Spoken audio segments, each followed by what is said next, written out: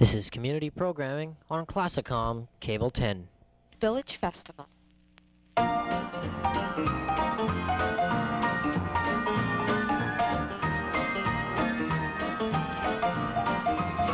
No celebration is complete without a parade, and the Thornhill Village Festival was no exception. Here we see participants marching north on Yonge Street in all their splendor and glory.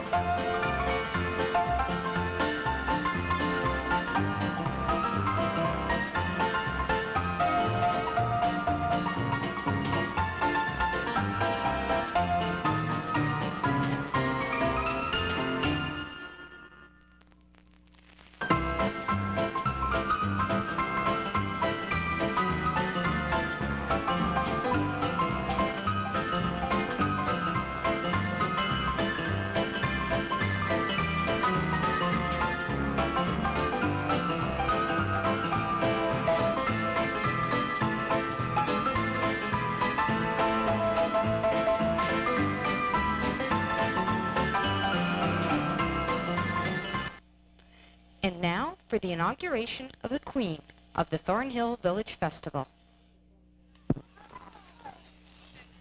As the Queen of Thornhill, you know that you are royalty now. You know what that means? Yeah. Okay, you know what it is to be a queen? Yeah. You have to sort of hold your bearing up.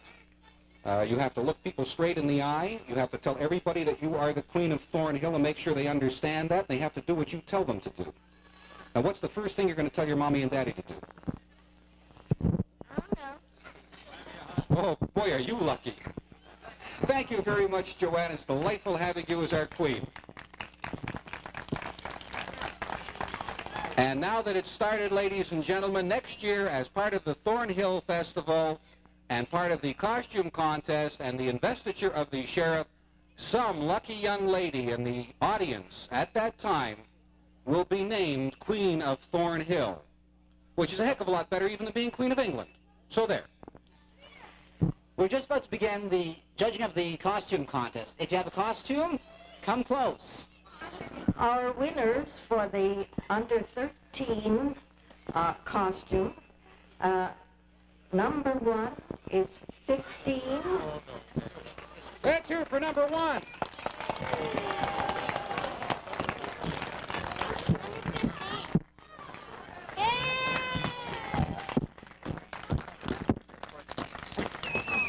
Number 15. Oh, number 1 is 15. Yeah. She is the first winner, and I find that her costume is very much in keeping with the costumes worn in the period of which we are interested. The pinafore, which was an essential for little girls, is very smart, and her little reticule that she is carrying in her hands was another thing that was used by children. So therefore, we have decided that she is deserving of first prize. This is Jennifer Nancy Case. Oh, okay. You can ask to call down the name so I don't forget. Number 2 in our contest is number 21.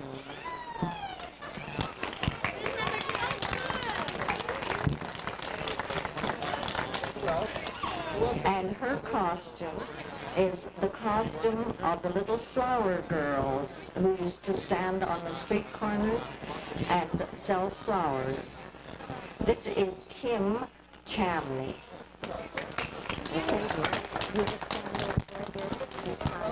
Congratulations. Our third prize is, or our third costume winner is number 20.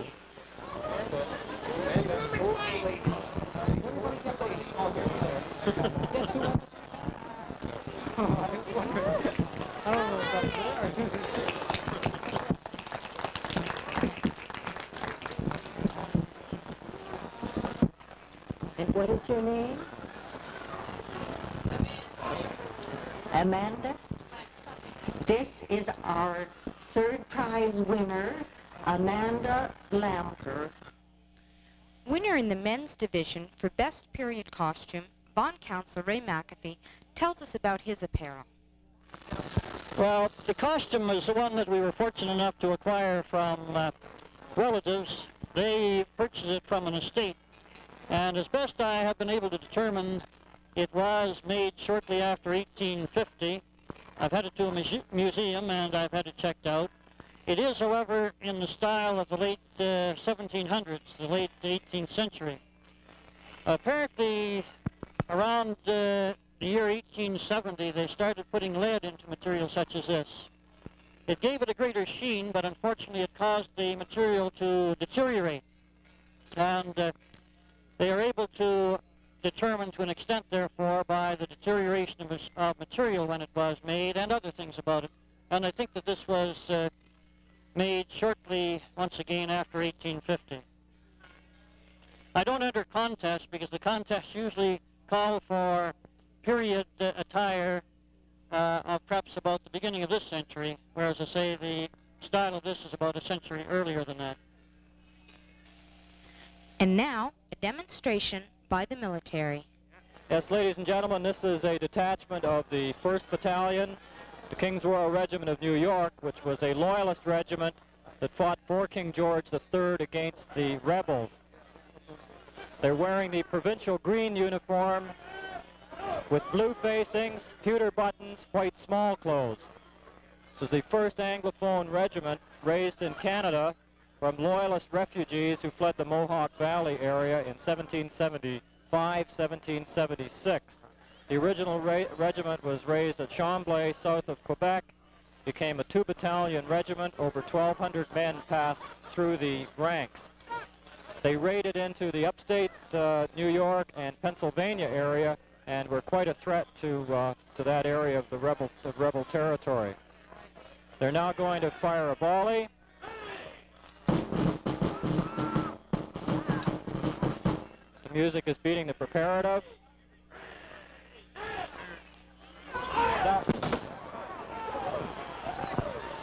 you picture a line of 700 or 800 men firing at the same time, and you can almost taste the black smoke in here right now. Now what they're loading is blank cartridges loaded with black powder, which is the propellant used at the time. The cartridges were paper tubes with 6 drams of black powder and a 1-ounce lead ball, which was effective out to about 80 yards, but the ball would go 700 yards. It would knock an ox down.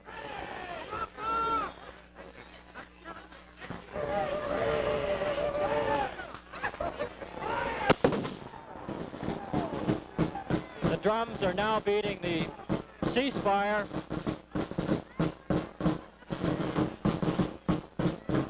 The drums were very important. They were the method of communication for the regiment, which was over 500 strong on the field. Mr. Henry, we'll advance the music. We have 2 drummers and a fifer, each company of 56 men.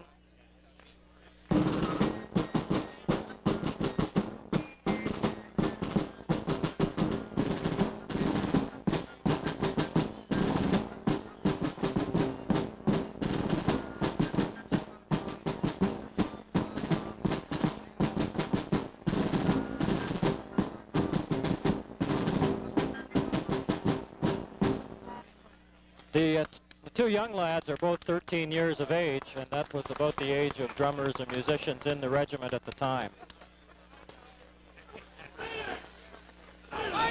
In many battles, this was the deciding movement or act, the fixing of 17.5 inches of cold steel on the end of the musket.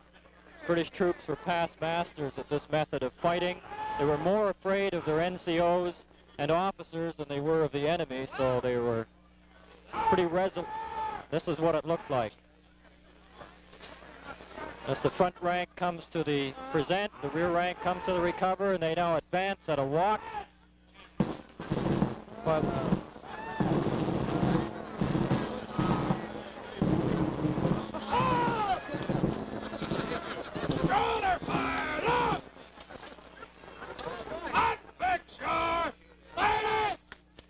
and the charge did not actually start out at a run. You wanted to demoralize the enemy by advancing at them silently and resolutely with drums beating and flags flying. Once you got within a few yards, then you broke into a run, and God help anybody that was in front. When the front rank man was shot down, the rear rank man stepped over his body and took his place. Detachment! To the right about! Hey!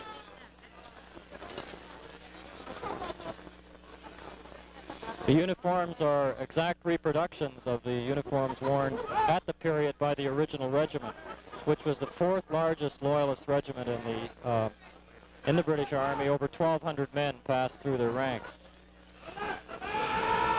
As I may have said before, they settled the area from Montreal to Cornwall, and the 2nd Battalion, it became a 2-battalion regiment, settled the area around Kingston.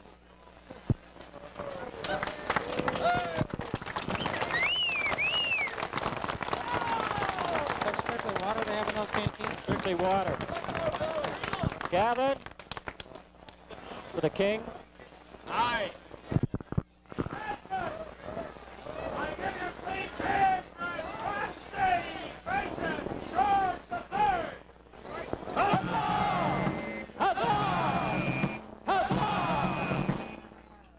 You notice it's huzzah and not hurrah, and there's no hip hip.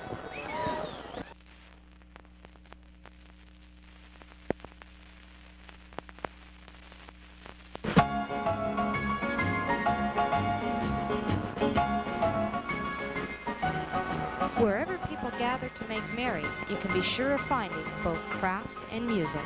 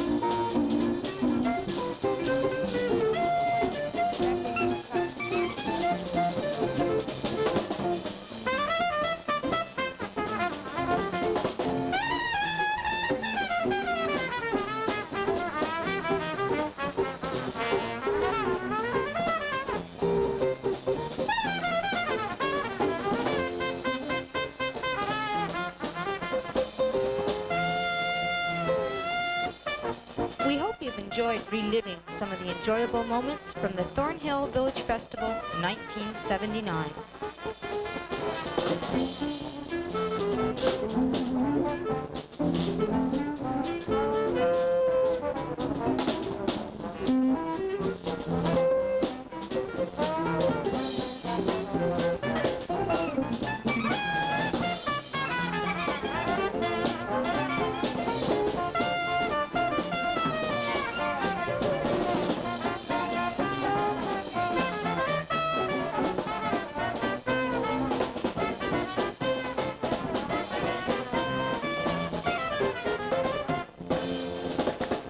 See you next year. You are tuned to Classicomm Cable 10, your community programming station serving the Southern York region.